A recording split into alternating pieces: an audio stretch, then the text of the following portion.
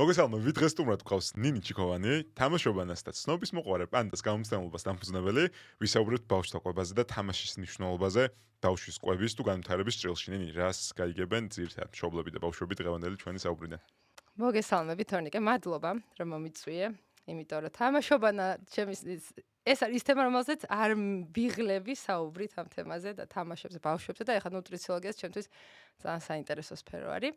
მოდი დღეს ვისაუბროთ თამაშზე, ვისაუბროთ ყვებაზე. მე გაგიზიარებ ჩემ გამოცდილებას, იმიტომ რომ ორი შვილი მყავს, საკმაოდ დიდი შუალედით და ორი განსხვავებული გამოცდილება ყვების კუთხით.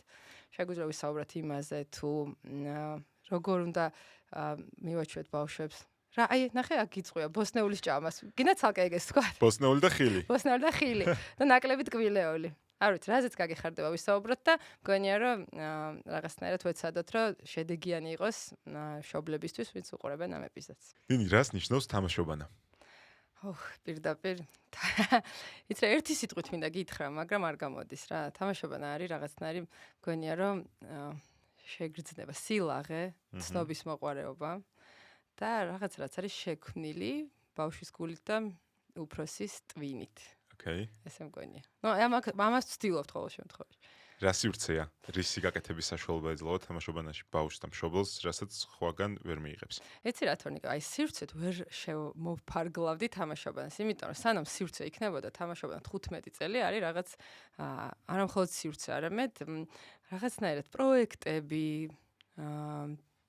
ღონისძიებები, პროდუქტები. თამაშობან საერთოდ სივრცე არც იყო, დაიწყო იმით, რომ ვაკეთებდი თამაშებს, პირველი თამაშები.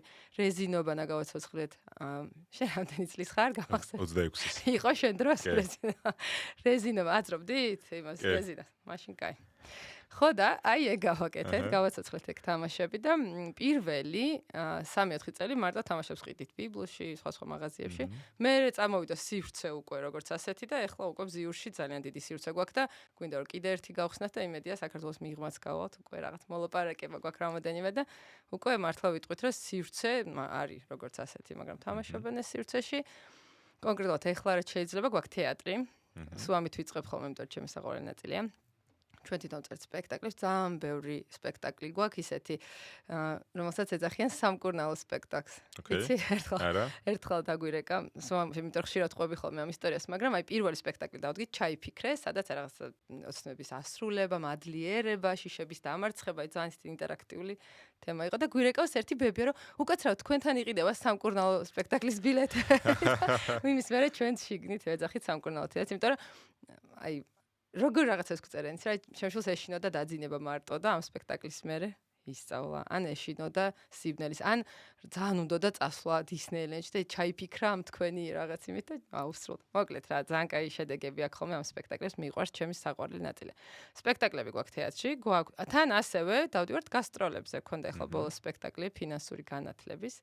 მოვიარეთ მთელი საქართველო, მაღალმთიანეთშიც ვიყავით და ეგეც თან მოკლედ, თან საქმე, თან შედეგი, თან გართობა. და საერთოდ ჩვენ გვჯერა თამაშობანაში ძალიან აი ამ edutainment-ს რო ეძახიან, ხო, რაღაცთან გართობა, თან სწავლა. იმიტომ რომ სადღაც ვკითხულობდი, რომ რაღაც ახალი რამე რო ისწავლო, საჭიროა რომ 400 ჯერ გაიმეორო. მაგრამ თუ შენ ამას თამაშით აკეთებ, 20 ჯერ არის საჭირო სულ რომ შედგეს ეს ნეირონული კავშირი. ამიტომ ყველაფერს ვაკეთებ თამაშით. თეატრს, კლასობანა გვაქვს, ეს არის გაკვეთილები, ოღონდ თამაშით. გვაქვს დაბადების დღის 4 სივრცე, გვაქვს თავისუფალი თამაშის სივრცე. გვაქვს ჩვენი კაფე და კიდე გვაქვს ძალიან ბევრი პროექტები, იმიტომ რომ კიდე გვაქვს გამომცემლობა და წიგნებსაც ვაკეთებ, თარგმნით ჩვენ თვითონ ქმნით და არ ვიცი, არ მინდა რომ გამაჩერე მოკლედ. არა, ნიმ, ეხლა რასაც მიყვები, არის ალბათ ის ოქროს სტანდარტი, რითიც ზოგადად ბავშვი იწყებს სამყაროს გაცნობას. ბავშვი იწყებს სამყაროს გაცნობას თამაშით. შესაბამისად, ნებისმიერი ის ინფორმაცია, რომელიც დასრულებაში დაჭირდება და ჩვენთვის ესეთი მნიშვნელოვანია, მაგრამ დავიწყებულია, ნასწავლი გვაქვს თამაშით. ამ რაღაცაზე ყურადღების გამახვილობა ალბათ არის ის, რაც გამოგარჩევთ და სხვაგან ვერსად ვერ ვნახე და ყველაფერში მიუხედავად იმისა, რომ თითქოს ჯანსაღი ყვება და თამაში ერთმანეთთან რა კავშირშია, პირდაპირ კავშირშია. ხო და მინდა გითხრა, გაიხსენე, შენ პატარა რო იყავი, არ ვიცი ახლა მქონდა თუ არა გამოცდილება, მაგრამ 99% ჩვენ მქონდა, რომ ჭამის დროს არის პირი დაკეტე, ჩემი საყვარელი არის, პირი დაკეტე და ჭამე. გიჟდები, იმიტომ რომ თან დაკეტო და თან რაღაცნაირად დაკეტილი პირის ჭამა. ანუ ბავშვობაში გქონდა ყველას არ გეგონოს ოღონდ რომ ეს რაღაც ჩვენი მშობლების ამ კუთხით ვამტყუნებ, იმიტომ რომ პირიქით იმათმა საუკეთესოდ როგორც შეძლეს ისე, იმიტომ რომ მაგ დროისთვის რაც იყო ხელმისაწვდომი, კიდე ცალკე ძეგლი ეკუთვნით ყოველ ჩვენ მშობელს, იმიტომ რომ საერთოდ არაფერი. ეხლა არის რომ მილიონი ინფორმაცია ჩართავენ, აგერ შენ პოდკასტ მოусმენენ, ჩაეწერებიან შენ რაღაც კურსებზე და ისწავლიან სად იყო მაშინ რა ნუტრიციოლოგია 1990-იან წლებში არა. ხო და რეალურად ძალიან დიდი შიშია თამაშის და ჭამის. ძალიან დიდი. ოღონდ აი თუ გინდა მაგაზე კარგად ვილაპარაკოთ, იმიტომ რომ მე ვთვლი რომ თამაში ყველაფერში არის კარგი. კი. ჭამის დროს, ოღონდ ეს არ გულისხმობ რომ ჭამის დროს რო ართობენ ბავშვებს და ისე ჭამენ. ძალიან დიდი განსხვავება ამ შორის. თუ შეიძლება მაგაზე ვილაპარაკებ. გართობა, თამაშით ყვება და კვების დროს თამაში ერთმანეთისგან განსხვავებული ნაწილია, გართობის გამო თამაში საკვების შეპარება არის ალბათ ის რაღაც, რასაც ვიძახით რომ ბავშვთა კვებაში არ გვჭირდება. რაც ვიცით არის ის რომ ბავშვი იბადება იმპულსით, მიირთვას იმდენი, რამდენიც ჭირდება. ეს არის ის ძალიან მყარი ჯაჭვი, რომელიც ტვინიდან საშუალო სისტემის ყველა განყოფილებამდე მიდის და ეს ჯაჭვი უმრავლესობა ჩვენგანს დღეს გაწყვეტილი გვაქვს. და ამის გაწყვეტა ხდება გარემო ფაქტორებით. ამის გაწყვეტა ხდება საკვების ჯილდოთ შემოტანით, ამის გაწყვეტა ხდება სხვა რამეზე ყურადღების გადატანით და თითქოს საჭირო საკვების მიღებით. მე რაც მინდა ყველა მშობელმა გაიგოს არის ის რომ იბადება უკვე ბავშვი ამ იმპულსით და ჩვენი მთავარი მოვალეობაა ეს იმპულსი რაც შეიძლება დიდხანს შეუნარჩუნოთ. კიდე ჩვენ აი დაბადებას გავყვეთ რა, რატო გეტყვი, იმიტომ რომ მე ხორი შვილი მყავს ერთ-ერთი 14-ის ხდება ამ გურას, მეორე არის 4-ის, 10 წელია სხვაობა. ორი განსხვავებული გამოცდილება მაქვს კვების კუთხით. რაც მგონია საინტერესოა, იმიტომ რომ პირველი შვილი რა გავჩინე ვიყავი შენ ხელა 26 წლის. ეხლა ხდები 40-ის, ყავს მეორე შვილი, რომელიც საერთოდ სხვანაირად მოვიდა, მოკლედ ეს 4 წელი რაც გავაკეთე. და დავიწყებ მეორე გამოცდილებით. სასწავლი ამბავი იყო, არ ვიცოდი თურმე. მოკლედ პირველ შვილს ვაჭმოდი დაბლენდერებულ საჭმელს რა. და არ მწხვენია ამის თქმა, იმიტომ რომ მოსულა, ყველაფერი მოსულა, თუ მშობელი თulis რომ ეს არის რაღაც მომენტში, რაღაც გზა, რაც მისთვის მისაღებია, ყველაფერი მოსულა რა.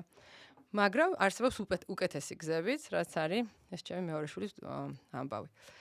ესე იგი, სასწავლი რაც აღმოვაჩინე და არ ვიცოდი არის ის, რომ 6 თვის ბავშვი მოკლედ როცა იწყებს ამ დამატებით კვებას, რომ გრძის გარდა სხვა რაღაცას რო ჭამს, მაგ დროს ჩვენ ტვინი ყვარნახობს, რომ უნდა დავაბლენდეროთ, იმიტომ კბილები ხო არ აქვს. მაგრამ სასწავლი ამბავია, რომ კბილები არ ჭირდება ბავშვს დასაღეჭად. ეს იყო ჩემთვის აი როგორ იცი, ევრიკა ესეთი შეგრძნება, იმიტომ რომ საღეჭი კბილები ბავშვებს ძალიან დიდი ხნის მერე ამოსდით. ანუ ის ორი პატარა კბილი წინს ხო არ ღეჭავს სინამდვილეში.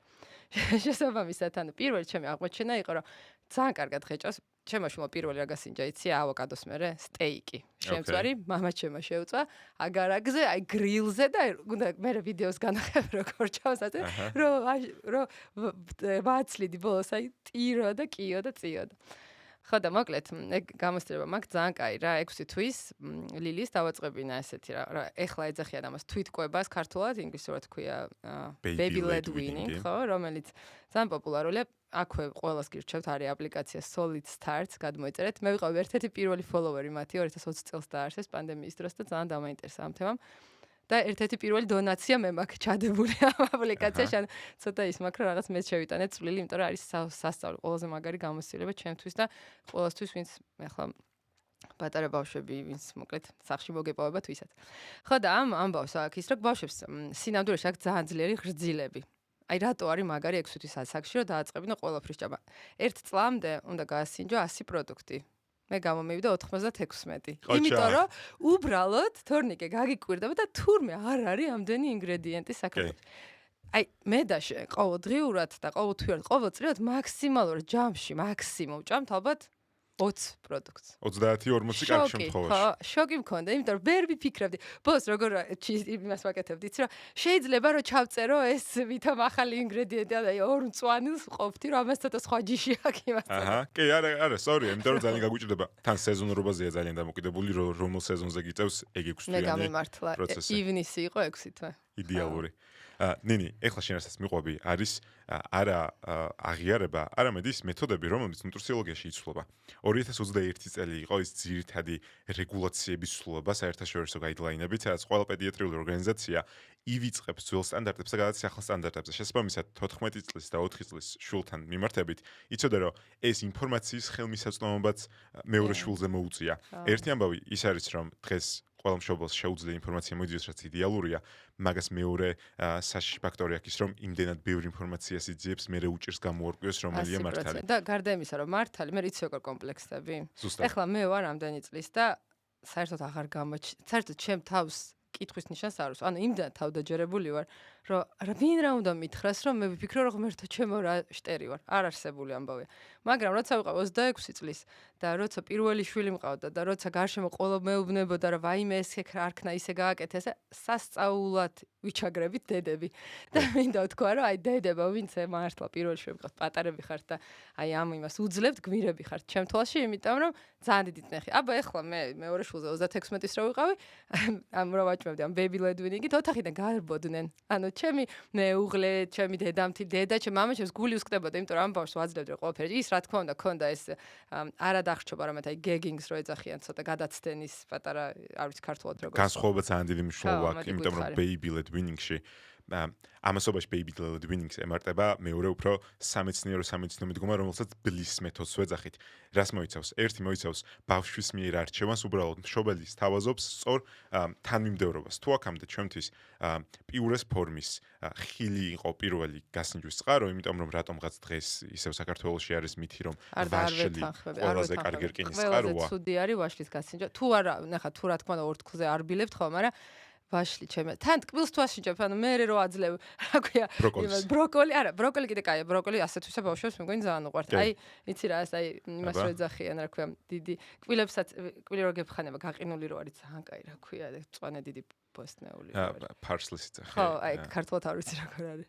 ფარსლის იძახი ზუსტად. ხახვის ღერო, ხო? ხახვის ღერო. ხო, აი ეგ. და მაგას რო აძლევ. მაგრამ შეგიძლია გაყინული მიცა და კვილებს დაიფხანს მაგით ეგეც.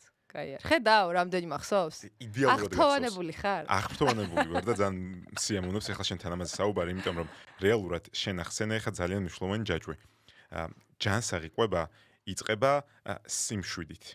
რომელსაც მე მოყვება ცოდნა და მე მოყვება ქმედება და ძალიან რთულია მით უმეტეს პირველ ბავშვზე ადრეულ ასაკში მაშინ როცა თან ინფორმაციის ხელმისაწვდომობა არ იყო შენ გემატება არა მარტო ის სტრესი მე როგორ ვიკვებები არამედ გემატება სტრესი რა კვებითი ჩვევებს ჩამოუყალიბებ ეხლა ბავშვს რომელიც მთელი ცხოვრება გაყვება ხო და გინდა გითხრა მაგარი რაღაც მე მაქვს საშინელი კვებითი ჩვევები საშინელი აი შეგრცხვება რომ აქ ვზივარ შენ ამ ბოსნეულის ჭადრაკთან ერთად იმიტომ რომ საშინელი მე ვერ ვიტან ბოსნეულს ეხლა დავშევიყვარე თევზი პირველად მე მგონი შევიყვარე 30 წლის ასაკში ძალიან ცუდი მჭამელი ვიყავი მთელი ცხოვრება სადილი რომ დამთავრდებოდა დავდიოდი ბედნიერ და ვერ ხვდებოდი რატო ვარ ბედნიერ მახსენდებოდა იმიტომ რომ სადილმა ჩაიარა წარმოგიდგენთ ჩემი დღის საუკეთესო შეგრძნება იყო რომ სადილმა ჩაირა და რაღაც მომენტში ესე ვიჯექი ხო თელავში ეზოში ყველა ბავშვები რომ დაგვიძახეთ ამოდი ისადილე და მე რო ჩავდიოდი აი ესე გასწორებული ზურგში რომ მე უკვე ვისადი მოვიშორე ეს უბედურება აი ეგ ვარ მე წარმოგიდგენთ და ჩემი დავალებაა რომ ჩემი ორი შვილი ეგეთი არ იყოს სასწავლებლად თან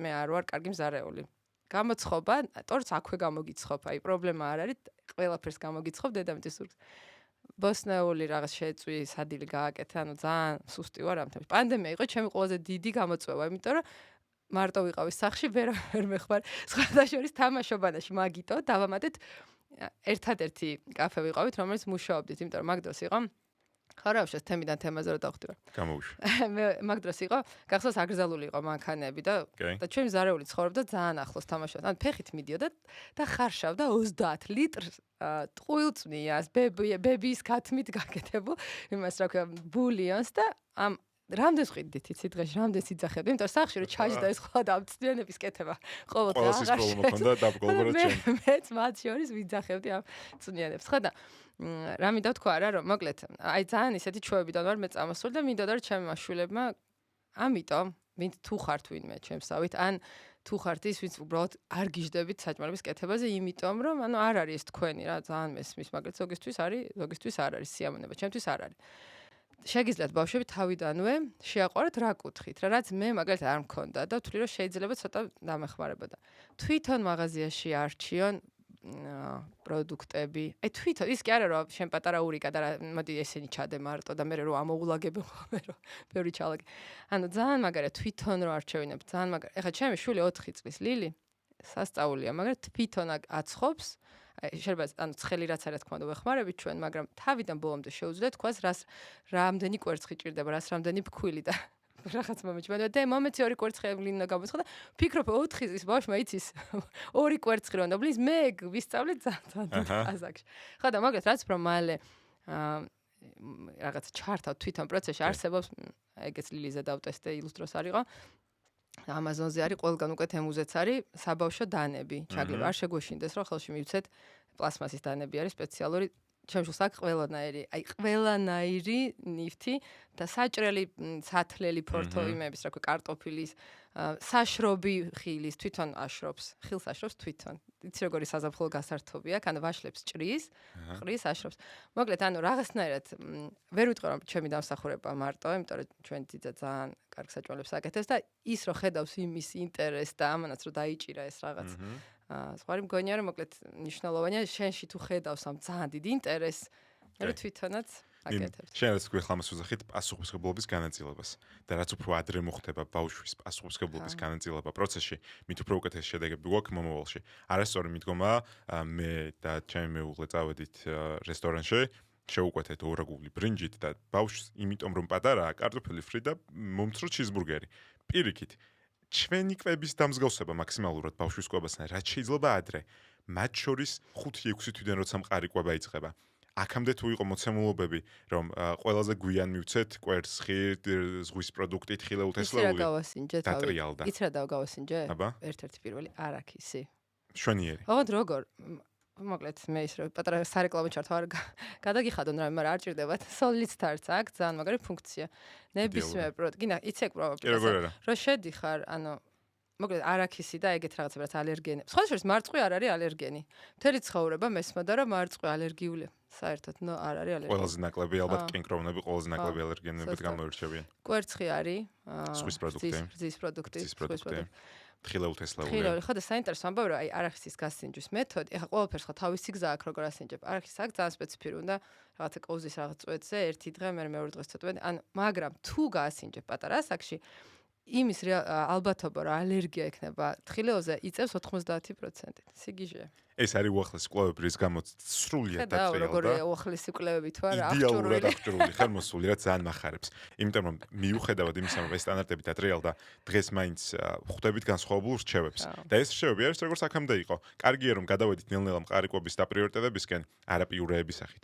მაგრამ თანმიმდევრობა იცვლება. დღეს ეს ვაწყდები რომ პირველი რატომ მოდის ხილი, მაშინ როცა 6 თვის ასაკში ორი მიდგომა მჭირდება. ერთი ქცევითი ადაპტაცია, რომელიც baby led weaning მეთოდს აქვს. მეორე ბლის მეთოდით რა აკლდება ბავშვს. ბლის მეთოდი საერთოდ არ ვიცი რა არის. ბლის მეთოდი მეუბნება, გარდა იმისა, ქცევით ადაპტაციაში როგორც შემოუტანო განსხვავებული პროდუქტები, სადაც ბავშვი თვითონ ირჩევს, აქ როცა გადავდივარ პალმალური ჩავლებიდან, როცა ცერტითის გამოყენებას იწყებს ბავშვი, უკვე შემიძლია მივაწოდო თითის ზომებად დაჭრილი საკვები. ეს არის baby led weaning. ბლის მეთოდი მეუბნება, რა არის ნუტრიენტულად პრიორიტეტში. 5-6 თვის ასაკი არის ის წერტილი, როდესაც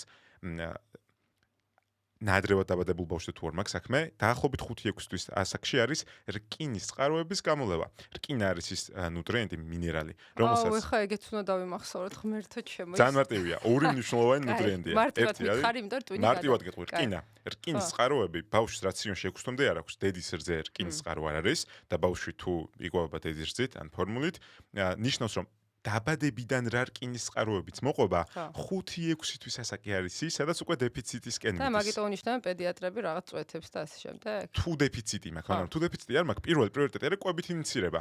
რომელია რკინის იდეალური წყარო? არა, ვაშლი. არამედ რკინის იდეალური წყაროა პარკოსნები, რკინის იდეალური წყაროა ხორცი. რკინის იდეალური წყარო შემდგომში მოდის ბურღულეული და აი ხილი ალბათ ყველაზე მინიმალური რკინის წყაროა. ეს რაღაცას კითხავ, როგორც ბლის მეთოდის იმას, რა ქვია, ამხსნელ ადამიანს. ანუ ჩემი გადმოსახედიდან 6 თვიდან 1 წლამდე შენ რასაც ასინჯებ, მე გავსინჯე, ხო გითხარი 97 თუ 18 პროდუქტი.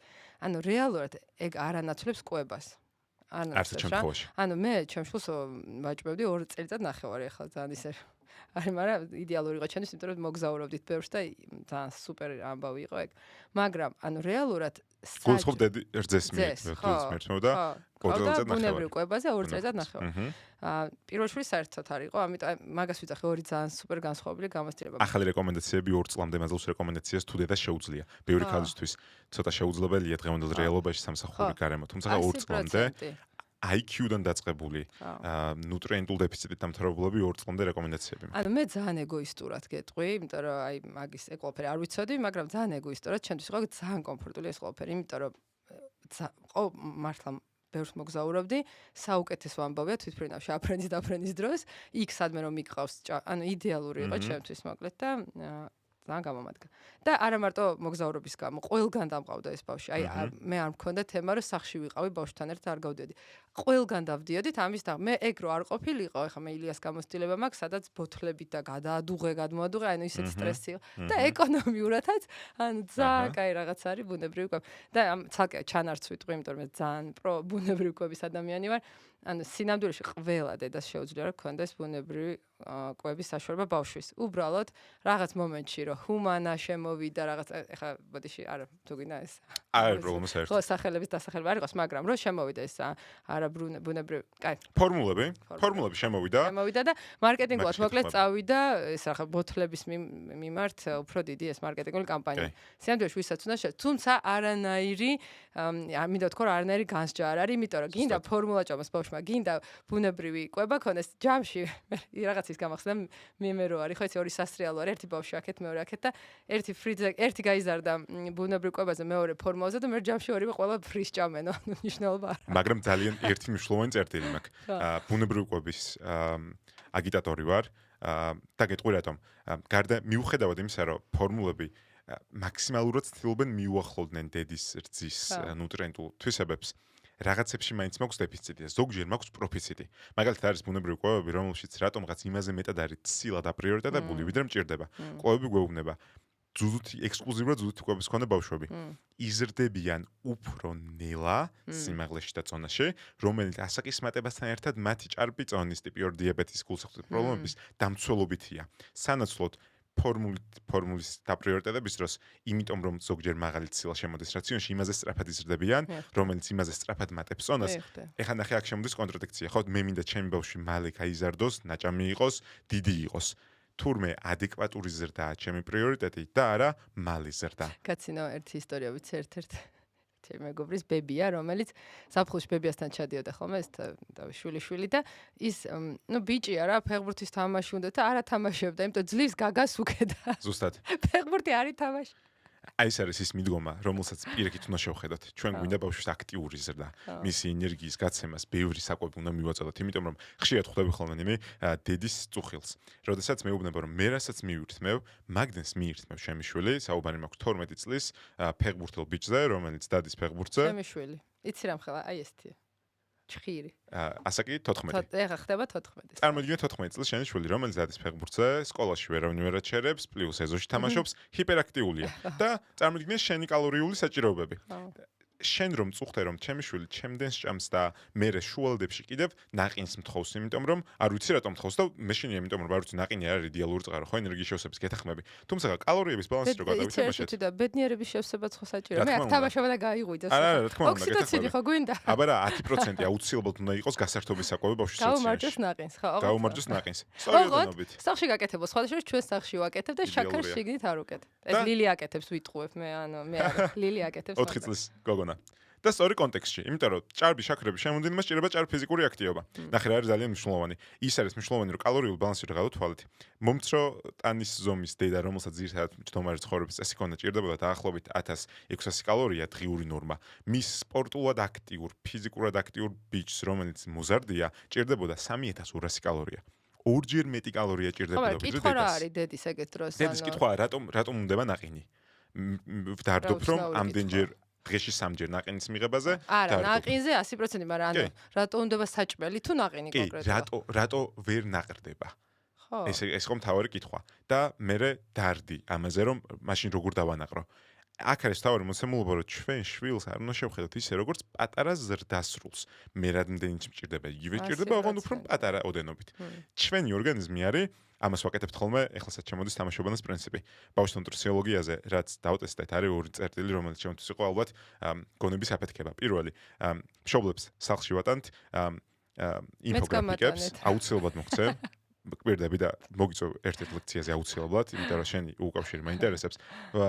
ინფოგრაფიკები დავბეჭდეთ, რომ ინფოგრაფიკებზეც რთული ინფორმაცია, რომელიც არ არის ნახშირწყლების განსხვავებული ტიპები, არის ახსნილი ბავშვისთვის საჭირო ვიზუალით. მაგალითად, ცილებზე არის ვიზუალი, როგორ შენდება ცილები, როგორ იქცევა აგურება და ბავშვის ორგანიზმს როგორ აშენებს და ამის მერე უკავშირი იყო, რომ ბავშვი დაახლოებით 5 წლის მამის ფოტოს მამების ყავს კურსზე, რომელიც ძალიან მახარებს. მე მოაშორე, მამები რას ნიშნავს? მამები რაოდენობა იყო ძალიან ცოტა. და ეხლა იზრდება. ოჩახ, მე შენი დამსახურებაც არის, ძალიან მიხარია, იდეალური, იმიტომ რომ თანაბარწილად არიან ჩართულები და ძალიან მახარებს. 5 წლის მოზარდმა თქვა, რომ რა კარგია, უნდა ვჭამო კვერცხი, რომ დიდი გავიზარდო. ეს კავშირი, მეორე კავშირი ნახშირწყლებზე სწრაფ და რთულ ნახშირწყლებს რო საუბრობთ, ერთი არის სწრაფი ენერგია, მეორე ნელი. შემოვიტანეთ კუ, რომელიც ნელი ენერგია და კურდღელი, რომელიც სწრაფი ენერგია. აუ, იცი როგორ აუცილებლად მოგაწყვე და დაკვატიჟებ. სხვათა შორის აი სუპერია, იმიტომ რომ არის ეგეთი თვალით დასანახი, ბევრად უფრო ადვილია რა. თვალით დასანახი და მეორე პრინციპი. ბომბა შეხვედრა გამოგვივიდა, როცა ბავშვებიც ჩავრთეთ მშობელთან ერთად ჯანსაღი თეფშის პრაქტიკულ შეხვედრაზე, სადაც თიხით თავად დავამზადებინეთ თეფშები და ზემოდანვე დავახატინეთ ჯანსაღი თეფშის პრინციპი და გავანაწილებინეთ პროდუქტები. ეს იყო ალბათ ჩემთვის ყველაზე დიდი განცდა, რომ ძალიან სწორ რაღაცას ვაკეთებთ, იმიტომ რომ რეალურად ნუტრიციოლოგიაზე ბოლო 2 წელია ვსაუბრობთ. ზრდასრულ მოსახლეობაში საქართველოში 65% აქვს ჭარბიწონა ან სიმსუქნე. ევროპის მასშტაბით მეორეები ვართ, მხოლოდ თურქეთი გვისრებს. კარგად არ გვაქვს საქმე ბავშვთა მიმართულებით, გაჩნია რა ასაკს ავიღებთ, დაახლოებით 20-დან 25%-მდე ჭარბიწონის ან სიმსუქნის ქვეშ არის, მაგრამ ეს არის პრობლემა მხოლოდ. შეიძლება ბავშვი იყოს ნაკვები, ჭარბწონიანი, მაგრამ კონდეს უშინარი შიმშილი, ანუ ვიტამინების და მინერალების დეფიციტი, კონდეს პროცესში და ეს ორივე ერთად არის ხოლმე. სწორედ ამიტომ კითხვა ისმის, საიდან ვიწყებთ პრობლემის გამოსწორებას. ბავშვობის ასაკიდან და მე რომ ახსოვს შემდროს დანერგილი დიეტები, რომელსაც ჭარბწონიანი თორნიკე მიყვებოდა წონის კლუბისთვის, რა ნეგატიური ემოციები დამიტოვა, რომელსაც თორნიკე იყავი? ჩემი ყოველ ფოტო არის კვებასთან დაკავშირებული. წვადებით ხელში, მიუხედავად რომ წვადის შეწვა დღემდე არ ვიცი, მომიჭრა თავი. ყველაფერი იყო ჩემთვის კვებასთან დაკავშირებული, მაგას მოყვებოდა დიეტები, ცოტა რომ მოვიზარდე, მაგას მოყვებოდა ემოციური კვება, რომელსაც დღესაც ვებრძვი. ამიტომ კითხვა, საიდან ვიწყოთ პრობლემის გამოსწორებას, ძალიან ჯერა, რომ ბავშვობის ასაკიდან მოვიწყოთ პრობლემის გამოსწორებას მშობლების შართულობით და ეს არის ალბათ ჩემთვის ყველაზე დიდი შინაგანი мотиваცია და ეხლა მაგიტო უფრო მეტად გადავერთეთ და კარგი ციგნი გავაკეთოთ თორნიკე ერთად. დიდი სიამოვნებით. მოდი, იმიტომ რომ ჩვენ ხო გვაქვს გამოცემლობით, გვაქვს აი რაღაცა ემოციების დიდი ციგნი. ეხლა ვაკეთებთ ფინანსების დიდი ციგნი. გვაქვს ასევე რაღაცა სამართლიანობის დიდი ციგნი. ანუ იმები მიმართულებების მიხედავთ. ანუ დიდი სიამოვნებით, რომ ცდილობა ერთხელ გქონდა და ვერ გავედით ბოლოში და შენ თუ მოიცლი და ისა ძალიან გამიხარდება. დილ. ეს არის ჩემი თავი ფოკუსი. მით უმეტეს როცა ამ ინფორმაციის გავრცელება იწყება, ნახე, გარემო მაგ სადაც ბავშვი იბადება, ჯერ კიდევ მესამე ტრიმესტრიდან იწყება დედისთვის იმაზე ფიქრი, ჩემი ბავშვი კვების სრილში როგორ განვითარდება, იმიტომ რომ თურმე გემუნების რეცეპტორები ყალბდება არა მაშინ, როცა პირველი მყარი კვება გავასინჯეთ, არამედ მესამე ტრიმესტრში. გემუნების კვირტები დაახლოებით ძალიან საინტერესოა, იმიტომ რომ ხშირად დაინახავ, რომ მესამე ტრიმესტრში შენი აქტიური კვება ბავშვის საყვარელი კვებაა დაბადების მერე. ძალიან საინტერესო ფაქტია ეს და კიტრიანი სუში ითვლება? კიტრიანი სუში ითვლება, კი, მიუხედავად იმისა, რომ სუში ცოტა პრობლემატურია. არა, კიტრიანი. იმას იძახი. როლები რა. როლებს იძახი. ეგეც ითვლება, ბრინჯი და კიტრი. მაგას ვიძახი დღემდე და ორივე ჩემი შვილი მარტო მაგას ჭამს და ანუ როცა სადმე გავდივართ ხო და მე მახსენდება რომ ორივე შულზებს აი მართლა, იმიტომ რომ ხო არ გეჭმევა სხვა, ანუ არა. სუში არ გეჭმევა? სუში არ გეჭმევა და ანუ ეგ იყო ერთადერთი რითიც ვიხარებდი გულს. და ძალიან დიდი კავშირია. ძალიან ვიცოდი პირველად მეშვის ძალიან საინტერესო. ამასობაში პლუს მოყვება გემუნების კვირტების საინტერესო წერტილი, სადაც ბავშვი იმაზე 1000-ჯერ მეტი გემუნების კვირტით იბადება, ვიდრე ასაკის მატებასთან ჩვენ გვიქვრება. ამიტომ ჩემი განცდა რომ ბავშვისთვის ბოსტნეული რომელიც ჩემთვის მწარია, მისთვის შეიძლება 1000-ჯერ მწარი იყოს, ამიტომ უნდა იყოს რაოდენობები განსაზღვრული და პირიქით. კითხვა შენთან. ანუ არსებობს რაღაც მსმენია, რომ გეომეტრიული ენა თუ რაღაცას რო ეძახიან, სხვანაირად რო არსებობს მითია მეგრელების მგონია მეგრელების გამოგონილი ამას ვეძახით დეგუსტატორებს ბავშვი შეიძლება იყოს ჰიპერდეგუსტატორი ნორმალური დეგუსტატორი და ჰიპოდეგუსტატორი ეს ნიშნავს რომ რეცეპტორების აფეთქების ხარისხი როგორი აქვს უმრავლესობა ბავშვი არის ჰიპერდეგუსტატორი ზოგიერთი არის ნორმალური დეგუსტატორი ეს რას ნიშნავს ერთი მწარე გემოებს უფრო მწარე დაღიქვამს და მეორე პირიქით როცა ბებიებისგან მოყოლილი ეხლა გავსინჯე რა არის ამას ნეიტრალური გემო აქვს მოდი ცოტა მარილსაც ცოტა შაქარს უზა იმიტომ რომ გემრიელი გახდეს მისთვის 1000 ჯერ უფრო გემრიელია და ისწოს რეცეპტორების გადაწყვას სწორედ ამიტომ ჭირდება რომ მის რეცეპტორებს მოუფრთხილდე და აი ამ ბლის და ბეიბი ლედ ვინინგ მეთოდში ისეთ პროდუქტებს დაინახავ რომელსაც ნეიტრალური გემოები აქვს პარკოსნებს ნეიტრალური გემოები აქვს ხორცს ნეიტრალური გემო აქვს და გეუბნებიან 2 წლამდე საერთოდ მარილი შაქარი დაივიწყე 2 წლამდე დამატებული შაქრები კატასტროფულად აკრძალა აი ეს არის 20-21 წელს შესული მეორე რეკომენდაცია ნულოვანი ტოლერანტობა დამატებულ შაქარზე 2 წლამდე 1 წლიდან მარილი ადეკვატურად შემიძლია მოიხმაროთ თუმცა იმიტომ რომ ნატრიუმი საკობიდანაც მოდის რეკომენდაცია მაქვს რომ დამატებული შაქრები არ მინდა მაგრამ უფრო მკაცრი რეკომენდაცია მაქვს დამატებულ შაქრებზე მე ხვდები რა მარილზე იმიტომ რომ მარილის ნაწილი უკვე თირკმლები ასე თუ ისე უმკლავდება 1 წლის ზემოთ. თვითონ სხვათა შორის აი ამ კუთხით მე რაც მქონდა რა გამოცდილება მე არ ვაკეთებდი ლილისთვის ცალკე სპეციალურად საჭმელს მართლა რა 6 თვიდან საერთო ამბავში იყო და თან სადმე თუ მივდიოდით იქ ახლა რესტორანშიც ეგრე იყო და საინტერესო იყო ის აი როდესაც ცდილობდი ამიტომ ჩვენც ჭამდით ყველა უმარილოს მოკლედ რა მე ყველა თავისით იმატებდა მე მარილს მაგრამ რაღაც მომენტში თუ მოხვდები სადღაც ბავშვთან ერთად და ანუ მოსულა რომ მარილიანი პიცაც შეგაასინჯო შეიძლება ხა ყოველდღარ ნაჭამა მაგასაკავ ხარ გავწდეთ 2 წელს და რაღაც დიდებზე ცვილაპარაკო გავწდეთ 2 წელს და გავწდეთ იმ წერტილს სადაც უკვე შემოდის სხვა გარემო იმიტომ რომ თუ 4 წლამდე შენ ხარ კარიბჭის მთავარი მცველი ესე ვეძახით მშობლებს იმიტომ რომ შენ გარეშე ბავშვს ხელმისაწვდომობა სხვა პროდუქცია არ აქვს ზუსტად უცებ მიდის დაბადების დღის ცენტრში. მიდის დაბადების დღის ცენტრში. აი ხა საინტერესო გადაკვეთა და შენთან მაგ ძალიან ბევრი კითხვები. 4 წლისაკიდან იწყება სოციალიზაცია ბაღის გარემოში, შემდეგ უკვე სკოლის გარემოში, სადაც ყვებას 1000 პრობლემა მოყვება. დაწყებული იმ სტანდარტებით, რაც სკოლებიც და ბაღებშია, დამთავრებული იმ სტანდარტებით, მშობლები რას ატნევენ ლანჩბოქსად, შვილს სნიკერსი მარტივი ლანჩბოქსია. ეხლა შენ მითხარე, ჩემი გამოცდილებით, ყველა სადღესასწაულო ცენტრში ჩემი ყვება იყო ესეთი ორაზროვანი, იმიტომ რომ დედაჩემი, რომელსაც უნდა და ჩემი ადეკვატური წანის სკოლა იმიტომ რომ ძალიან უკვე ჩანს რომ შეეხარ ჩემზე პატარა, იმიტომ რომ შენ დროს დაბადების დღის ცენტრები უკვე იყო. იყო და მოგიყვები ყვებას. დღემდე მახსოვს ცომში გადახვეული სოსისი, რომელსაც ესე 4 დაკ თავი გაჭრელი. ნოსტალგიურად გახსოვს? არასდროს ვჭამდი. კაი. იმიტომ რომ ჩემთვის არ შეიძლებოდა. ოღონდ ეს იყო კიდევ უფრო მეტი აკრძალვა, რომელსაც არ ვიცი დღემდე მახსოვს. ბოლომდეც არ მახსოვს როგორია მისი გემო, რომელიც ძალიან ცუდია. იმიტომ რეალურად ჩვენ ვთქვი რომ უნდა გავასინჯო. პასუხია რომ აუცილებლად უნდა გაასინჯო, იმიტომ რომ მას თავისით მაინც გასინჯავს. მე მყავს ჩემი მეგობარი ერთი, მაგის და, რომელიც ძალიან ბევრი. მოკლედ არასმევდა რა კოკა-კოლას. მეც ახლა რო გითხრა კოკა-კოლა ჩვენ ოჯახში არ ვსვათ საერთოდ არავინ, მაგრამ არასმევდნენ, აი არაფერს გავს და რაღაც მომენტში, როცა გაიზარდა, ოღონდ უკვე დიდი იყო და რო დაიწყო დაბადების დღეებზე უკვე მარტო სიარული რა. აი კოკა-კოლა თვითონ ყვებოდა სიცილით, რომ აი მთელი საქართველოს მარაგი კოკა-კოლის მედავლია ის წელიო რა. აი მე მაგალითად არ ჩემზე გეტყვი რა, არ ვეწევი სიგარეტს საერთოდ არც მომიწევი ცხოვრებაში. და დარწმუნებული ვარ დედაჩემის დამსახურება, იმიტომ რომ მეუბნებოდა რომ ნოლი აკრძალვა, გინდა ჩემთან ერთად დაჯექი მოწია.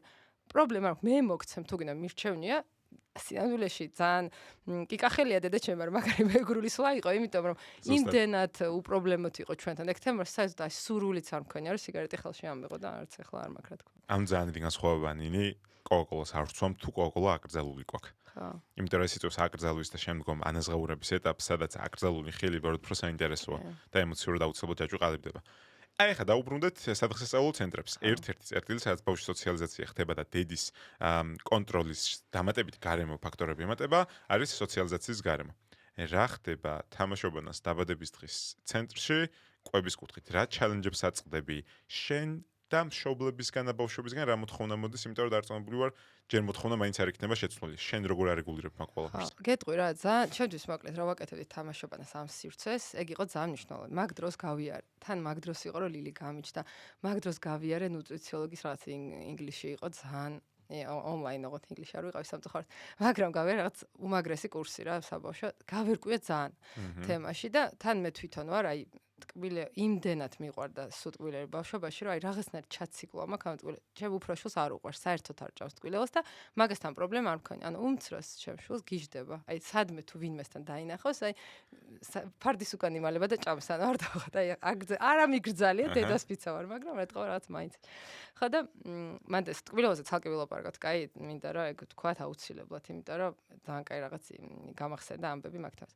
ხო და თამაშობანას რო ვაკეთებდით, რუსკა ღვამიჩავა, შენ გეცოდინება, ჩემი მეგობარი, რომელიც ძალიან მიყვარს, რუსკასთან ერთად დავსხედით და მოდი აი გავაკეთოთ დეგუსტაცია მენიუსი ყველაფრის, მივაწელოთ კალორიები, მივაწერდით, იცი რას ვაწერდით? აი იდეალური. რას ვაწერდით, იცი? მოგითხვა რუსკას, რას ვაწერდით? გეტყვი, იყო რომ ეხლა მე და შენ ვიცით რომ მაგალითად ბროკოლი კი სასარგებლოა, მაგრამ ენერგიას არ გაძლევს. საჭირო არის ეს თარჩი ფურცუ ეძახიან, ხო? მარცვლე. სახამებლები. სახამებლებია, ქართულად როგორ არის თქო ფიქრობ, სახამებლები. იმისთვის რომ რაღაც მოგცეს, ხო, ეს ენერგია. აი ეგეთ დონეზე დავწერეთ, რომ მაგალითად თან ჩვენი ბრენდ შეფი მატეო, რომელიც ანუ იტალიელია, ხო ხტები, აი სხვანაირად გემრიელია. სახამებლები მისი სფეროა. მატეოსაც მოკითხვა, მოკლედ მატეო გვიმზადებდა ამ ყველაფერს, ჩვენ დეგუსტაციას უკეთებთ ერთად ყველამ, წერდით თითო კერძში რას რა მოაქვს. მე დარწმუნებული ვიყავი, რომ მოკლედ აი ძალიან მომწონს, როცა სადმე ხარ და მენიუში წერია, რომ აი ამას თუ შეჭამ და ეგეთი მენიუ ქონდა პირველი, რომ აი ამას რა შეჭამ, კარგ ხასიათს მოგიტანს. ეს ამით უფრო ბევრს გაირბენ. აქ მოკითხვა ასევე ეკოს ჩვენ მარკეტინგის ჰედს, რომელმაც ეს გაწერა იდეალური. არავის არ აინტერესებს. მიოდაკეთ პრობლემას.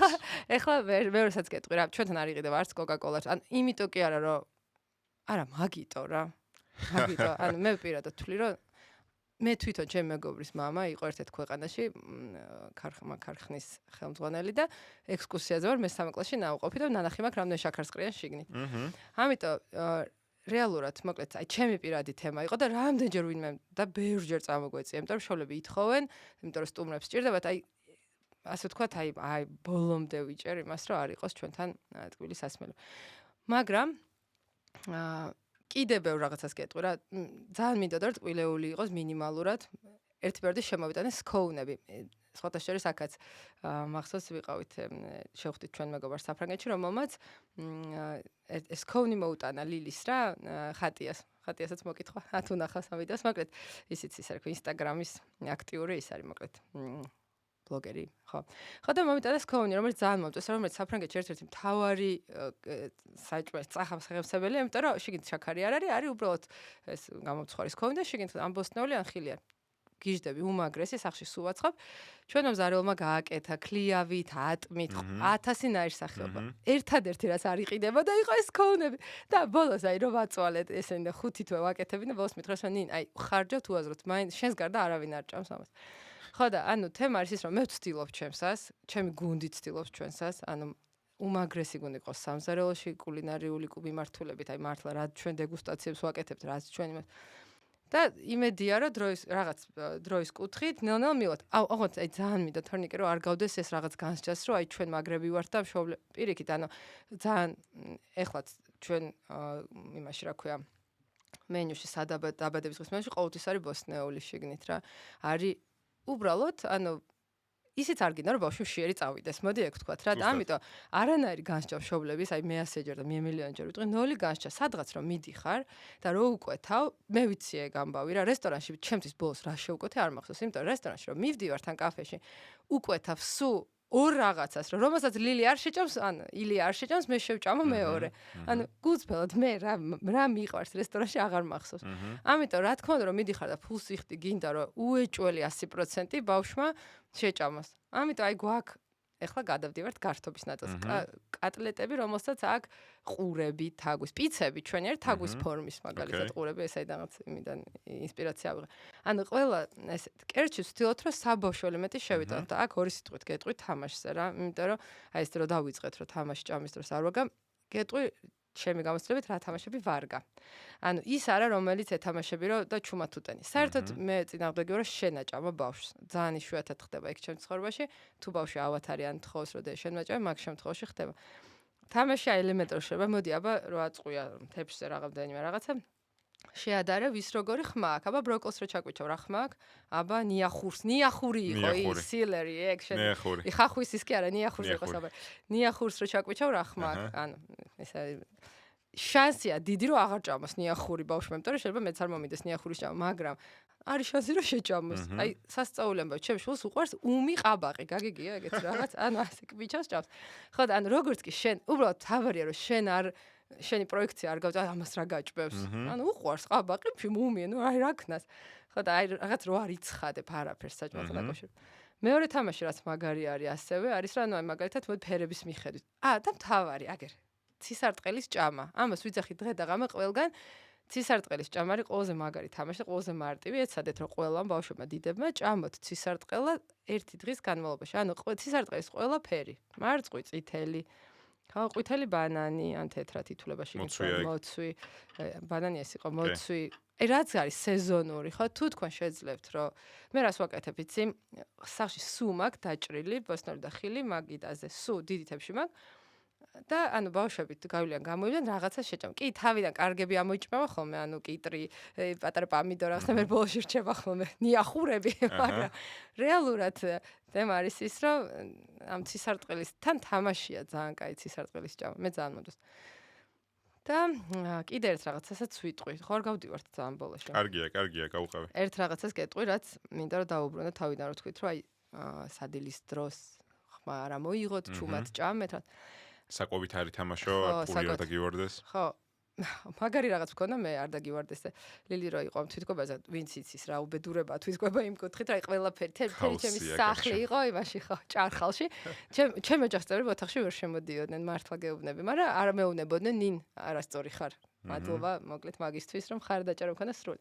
და სხვათა შორის არც ძაღლებს არ უშვებდი, იმიტომ რომ ყურადღება რა გაფანტულიყო, ეგ მე ცალკე იყოს დეტალები თუ დაგჭირდა, მაგრამ ძალიან დიდი მნიშვნელობა აქვს ურთიერთობას მაგიდასთან რა. მე ვთვლი რომ ყველა ოჯახი დღეში ერთხელ მაინც ერთად უნდა ჭამდეს. ძალიან არ მიყვარს როცა აი ბავშვებისთვის ცალკე ის არის ხოლმე, ცალკე მაგიდა თუ ცალკე. საუზმე გამოგდით სუპერ, ვახშამი გამოგდით სუპერ. თვითონაც რომ მიიღონ მონაწილეობა რაღაცები და ალაგონ სუფრაზე, გაშალონ მაგინა. სხვათა შორის ფრანგებს აქვთ უმაგრესი რაღაცა ტრადიცია, რომ საფრანგეთში ვახშმის მერე ბავშვები ალაგებენ მაგიდას.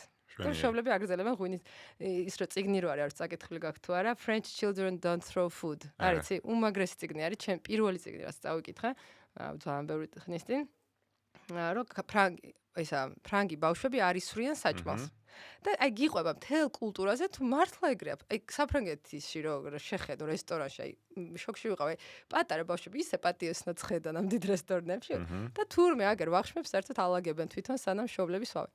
ხო და ანუ ძალიან დიდი მნიშვნელობა აქვს ურთიერთობას, იმიტომ რომ ყვება რაც არ უნდა იქით წავიდეთ, აგერ გინდა შენ მიაჩვე, არ მიაჩვე, ყველაფერი უმეტესი ნაწილი აქვს ემოციებთან და ემოციური მდგომარეობასთან. შენ თუ გაქვს კარგი ემოციური მდგომარეობა, თუ გაქვს კომფორტი ოჯახში, თუ გაქვს სასიამოვნო გარემო, თუ კარგად გრძნობ თავს, ჭამასთანაც გაქვს ძალიან ადეკვატური დამოკიდებულება. როგორც კი წონა გარბის ან გამორბის საქმე არის რაღაცა ეძება უნდა ემოციებს. მე საერთოდ ფსიქოსომატიკის ბჯერა თავიდან ბოლომდე ის კი არა, აი მანქანას რო ვერ დავაპარკინგებთ, ეს ერთ გონია რომ ჩემი ფსიქოსომატიკის ბრალი ზედმეტებში გადავდის, მაგრამ ჩემი აზრით ეს არის ძალიან მნიშვნელოვანი რა და ამიტომ საუბარი ვახშმის დროს არის იდეალური. ილაპარაკეთ, ჭამეთ და ილაპარაკეთ. არ დაუთვალოთ ვინ რამდენს ჭამს რა. შეიძლება ღირდეს რომ ამ ვახშმის გარშემო ბავშვმა ისეთი რაღაც მოგიყვეს რომ საერთოდ არავინ არაფერი არ ჭამოთ, მაგრამ რაღაც გაიხსნას ეს. ჩვენ მაგალითად ვაკეთებთ ხოლმე რომ ვიხსენებთ სამ რაღაცას, რაც კარგი მოხდა იმ დღეს.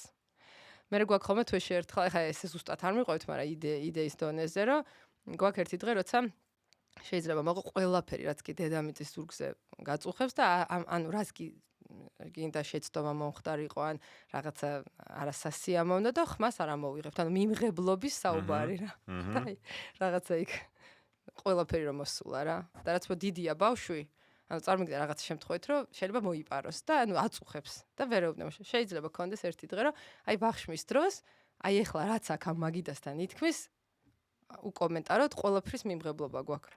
იდეალურია და ძალიან კარგია, როცა მიმღებლობას სიმშვიდეს უკავშირებ ყვების პროცესს. იმიტომ რომ ეს არის რიტუალი. ბევრ სხვა ქვეყანაში, მაგალითად მედიტერანულ ქვეყნების სტილში, რაც მოგწონს, არის რეგულარული ყვებათა შორის შუალედები და შემუკრება მთლიანი ოჯახის. აი რატო არიან იტალიელები ესეთი გამხდრები? აი იმ დღეს უყურებდი ქუჩაში, ერთი მეორეზე ლამაზი გამხდარი და ფიქრობ არა და მათი მოგონილია პიცა, პასტა, ლაზანია ხო. ChatGPT-ს გითხე, იცი? იმიტომ რომ ისე გავოცდი და მეთქი ChatGPT. მითხარი რა ხდება. გამარკვიე. და ჩამომითვალა, მართლა გეუბნები ხარ. პირველი იყო ის რომ ინტერვალების დროს არ ჭამენ შუალედში სნეკებს, რაც არის ამერიკული კულტურა. აი ყველა ამერიკულ ფილმში სნეკ ბოქსები რო არის და სიმღერებიც კი სნეკი რაღაც რო ღერა, სნეკის არც არ აქვს. მეორე საუზმეს იწყებენ, მე გქონდა შოკი. კრუასანით და ტკბილით, მაგრამ სიამდვილეში ძალიან პატარა პორციები აქვს. ანუ საუზმეზე კი კრუასანს ჭამენ და ყავას, მაგრამ მე სადილამდე არაფერს არ ჭამენ. ანუ სინამდვილეში და ეს სადილის პორციები საკმაოდ ვიწროა. და ის რო კი ბევრი იყო რაღაც, მაგრამ ამ ორმა და მესამე ის რომ ძალიან ბევრს დადიან ფეხით. იმიტომ რომ იტალიაში ისე ახლოს არის ქალაქებში ყველაფერი, რომ ანუ იქ ის რომ რაღაც ნიუ-იორკში ახლა გჭირდება ალბათ მეტროთი გადიხარ ბოლომდე და აქ იმდან სულ ფეხით მოსიარულე ამბავი არის, რომ ძალიან ბევრს დადიან. კიდე იყო ერთი 5 მიზეზი არ მახსოვს, მაგრამ ეს სამი დამამახსოვრე. ნახე ნინ რეგულარულ კვებათა შუალედებში მოდის მე კითხვა. მე თუ ვიძახი რომ ბავშვს კვება უნდა კონდეს მოთხოვნისამებრ და არც ვაძალებ და არც უკრძალავ. ეს იმას არ ნიშნავს რომ კვება არ იყოს სტრუქტურიზებული. მაგალითად, ამის ძალიან კარგი. ეს არის პასუხისმგებლობის გადანაწილება ისევ. დედა და მშობელი ირჩევს, ბავშვი როდის მიირთმევს და რა არჩევანში აქვს, ხო, მაგიდაზე რასაც დაუდება, გაირჩევს მისი არჩევანი. ბავშვი მე ირჩევს რამდენი მიირთვას, როგორი თანმიმდევრობით. აი ამ პასუხისმგებლობის გადანაწილების ფონზე, მაგალითად, ჩემი თავი მახსოვს, სკოლაში არასდროს საუზმობდი, რატომღაც. მივდიოდი და ბუფეტში არაფერს ვჭამდი, იმიტომ რომ თან წონამაწუხება და თან არც მიყვარს ჯანკ პროდუქტისგან არ მაქვს მიდრეკილება, მაგრამ ჯანსაღი შეიძლება ძალიან ბევრი მივირთვა. სკოლიდან როცა ბრუნდებოდი, მაშინ იწყებოდა ჩემი აფეთქება. მივირთმევდი ყველაფერს, ხშირად ამასობაში ჩემ კვებას რომ მორჩებოდი და მამა მოვიდოდა სამსახურიდან, მასთან ერთად ცალკე მივირთმევდი. ანუ რეალურად ის ფაქტი, რომ კვებათა შორის შუალედები და რეგულარული კვება არის ალბათ საფუძველი მე დაშენებული ყოველდღიური საფუძვლის, არის ძალიან მნიშვნელოვანი და არ უნდა შეგვეშინდეს სტრუქტურის მიცემის ბავშვის კვებაში.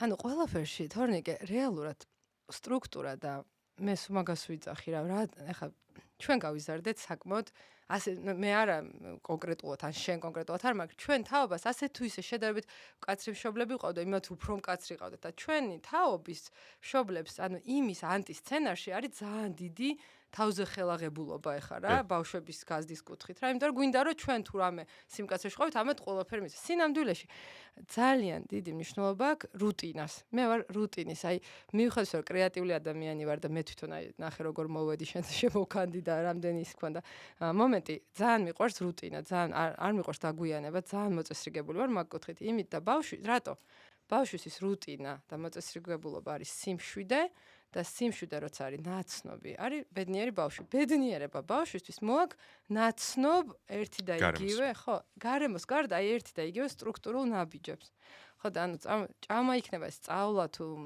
დაძინება თუ არ ვიცი ნებისმიერ ყველაფერი გვარდება დაალაგებული სტრუქტურით და ანუ მოსულა რომ ამას მივაქციოთ ყურადღება რამდენადაც ეხლა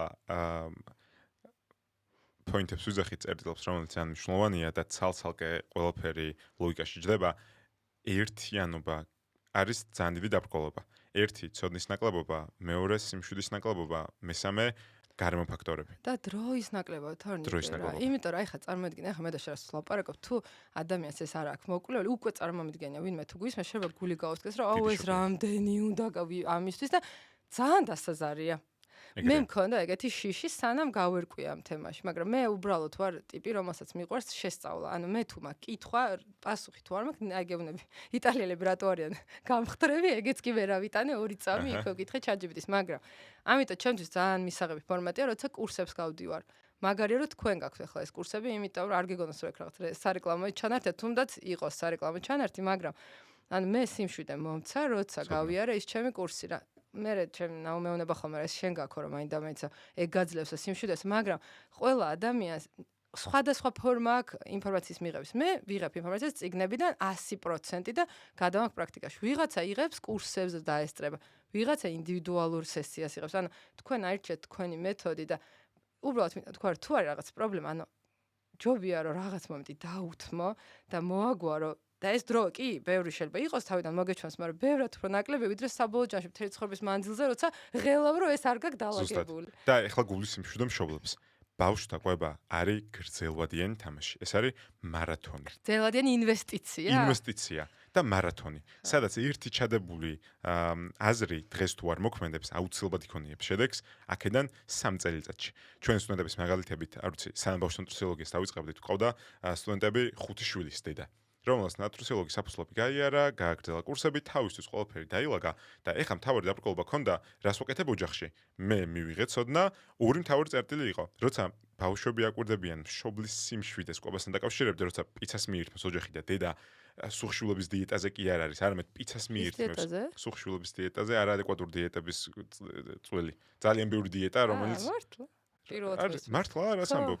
მაგრამ მე ვერ ვიტყვი, იმიტომ რომ არა, იმიტომ მე ეხლა ბავშვების მე ნელ-ნელა დამეტყო ცოტა წონა, თორემ მე მთელი ცხოვრება ერთი და იგივე წონა ვიყავი და მაგიტო არ ვიცი საერთოდ. ძალიან კარგია, ეგეთ დიეტებს არ უნდა გავაკაროთ. არამედ იღებს პიცას და გვერდზე მოუდებს ასევე ბოსტნეულს და დედაც ბედნიერია და კომუნიკაციაში ბავშვი აკვირდება რომ დედასთვის ჯანსაღი კვება არ არის წონის კონტროლი, არამედ არის ბედნიერების წყარო და მეორე, ბავშვისთვის ჯანსაღი კვება არის ყოველთვის მოსაწყენი, თუ ეს ეხება რაღაც აბსტრაქტულს. ჯანმრთელობას, რომელიც ჯერ მისთვის ესეთი ხელშესახები არ არის, თუ ეხება ფიზიკურ აქტივობას, უკვე ინტერესი აქვს ბავშვს. გააჩნია ასაკს. მაგალითად, თავი გარდიხა მოხდა, როცა ჩვენმა სტუდენტმა World Run-ზე დავბრუნდით ხოლმე აკადემია დიდი შემადგენლობით, წამოიყვანა თავის შვილი. ჩვენ ვაკეთებდით World Run, იმის, ხო, Red Bull-ის World Run. კი. ხო, და საბავშვო ზონას მე თამაშობა ნაკეთებდა ოდითგანვე. წელს გვაკლდა. წელს არ ვიცოდით, ხო, ადრე ხო Red Bull-ი აკეთებდა და. კი, ეხლა ესეთი მოკლე ის ჰქონდათ, რა ქვია. ხო და მაგეთ ლოპოტაზე სულ ჩვენ ვიყავით ხოლმე მაგ ხო შენ ზახი როცა ოფიციალური ის ეხლა უბრალოდ გარბენია აპლიკაციით კი მივხვდი ეგ ძალიან მნიშვნელოვანია იმიტომ რომ როცა წამოიყვანა და დედამ შულს გაასწრო პირველ რიგში ხო გაუჩნდა რას აკეთებს დედა ჩემი ისეც რომ სირბილისას გამასწრო ეს იყო პირველი კარატე ხა სადაც უკვე განსხვავებული თვალით შეხედეს მშობლებს და გარემოში რო ჩვენთან ერთად მოდიან და ჯანსაღი ყვება ყოველთვის თამაშთან ბედნიერებასთან ენერგიასთან ასოცირდება განსხვავებული კავშირი იქნება ჯანსაღყვებასა და შედეგს შორის. თორნიკე დაგიმატებ ერთ რაღაცას. შენ თქვი რომ დედა რო შენ რო პიცას ჭამ და დედა რო სალათის ფოთოლს ჭამს. ძალიან მნიშვნელოვანი მანდარი. მე სხვა სულ დედის პერსპექტივით უყურებ ხოლმე. ძალიან მნიშვნელოვანია დავაკვირდეთ ჩვენ რას ვლაპარაკობთ ჩვენ სხეულზე, ჩვენ ტანზე და ჭამაზე რა.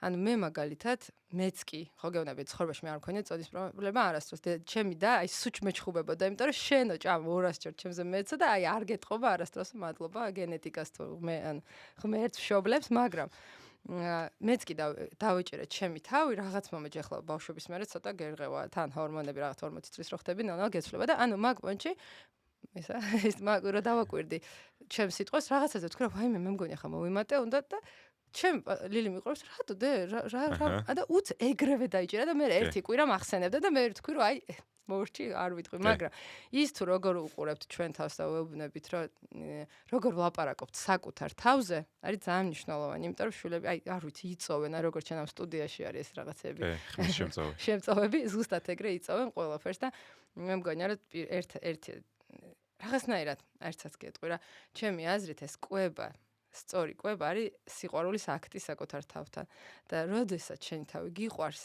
და ჩანს იმით თუ რას დებს შენ სხეულში ეგ არ მესმოდა ადრე როცა თინეიჯერი ვიყავი მე ჩიფსებს ვჭამდი და 1000 რაღაცას და ეხლა ხო და ეხლა რაღაცნაირად ვფიქრობ რომ აი რასაც ჭამ ყველაფერს უყებ რომ ანუ იმსახურებს თუ არა ეს რომ მოხდეს ჩემ ფანტასტიკურ ორგანიზმში და ეგეთი მიდგომა ძალიან კაია რა რაღაც მომენტში ალბათ ასაკს მოაქვს მაგრამ რაც ფრომალი არის უფრო კაი გუშინ უყურებდი რაღაც რილსი შევხვდა ეს გოგო იძახდა რომ მოკლედ აი საღამოს რო გააცდენო საღამოს კვებას რო არ შეჭამა და აი ძალიან ესე რო გონია რომ რა მაგარი ვარ და აი ხოჩახ და დილას საუზმეზე რომ აი ნაზღაურებ ყველაფერს ხო და ეგეთ რაღაცებიც ხდება მაგრამ მნიშვნელოვანია რომ ისე გიყვარდეს შენ თავი რომ ხანდახან ყველაფერის პატიება შეიძლება რაღაც აი ისე ვერ შეჭამე ვერ გააკეთე ანუ საბოლოო ჯამში თავი ჰარმონიაში იყოს შენ თავთან და ყველაფერი გეტყობა მერენა ისეთ რაღაცებს აკვირდებიან ბავშვები რასაც შენ ვერ იფიქრებდი რომ დააკვირდებოდნენ ამ ჭრილში ძალიან მნიშვნელოვანია რომ ბავშვთა ნუტრიოლოგია არ არის მხოლოდ ბავშვის კვების სწავლა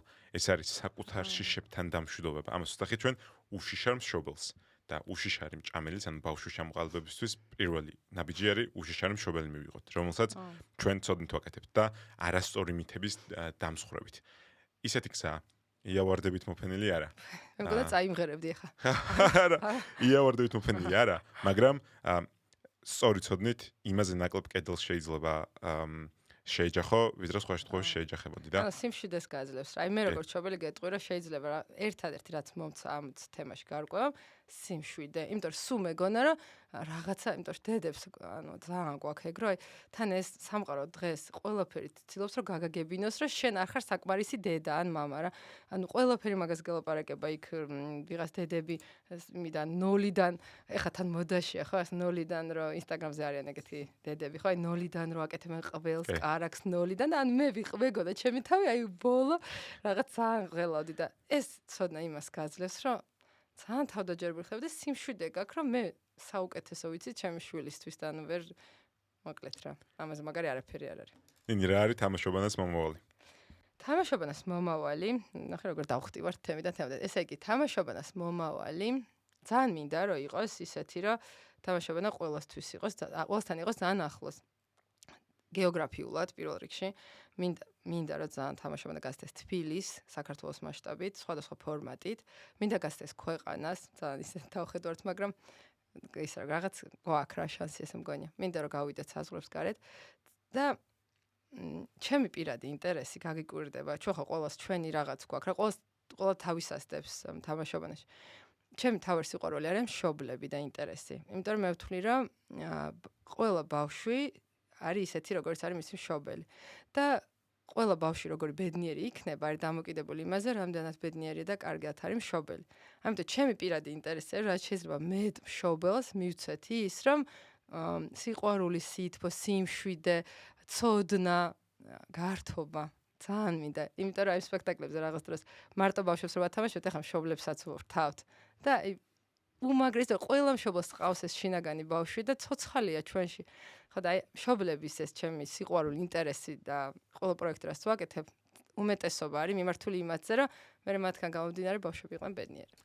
იმიტომ რომ მე არ მჯერა იმის, რომ მე გავაბედნიერებ ბავშვს. არ არსებობს ბავშვს აბედნიერებენ მშობლები. ნინი, იდეალური. კაი დასასრული იყო? მადლობა, მშვენიერი. ძალიან კაი.